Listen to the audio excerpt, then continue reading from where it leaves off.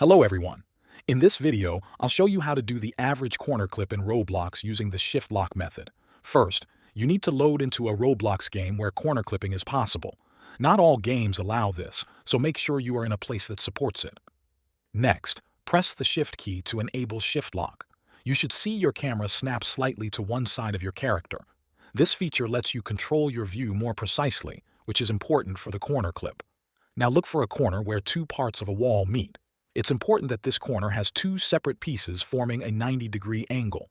Stand in front of it and walk your character into the corner. You want to jam one of your character's shoulders into the outer edge of the wall, not the inner corner. Make sure your shoulder and arm are fully pressed against the wall, as deep into the corner as possible. When you're in the right position, press Shift again to turn off shift lock. This will allow you to move your camera more freely. Use your mouse to rotate the camera so that it faces your character. Try to zoom in a little so you can clearly see your character's shoulder. Double check that your shoulder is still pushed into the corner. Now press Shift again to reactivate shift lock while your camera is still facing your character. If you've done everything correctly, your character should suddenly move through the wall and appear on the other side. That's the entire method. Sometimes it takes a few tries to get the angle just right, so don't worry if it doesn't work on your first attempt. Keep practicing, and you'll get better at it. Thanks for watching.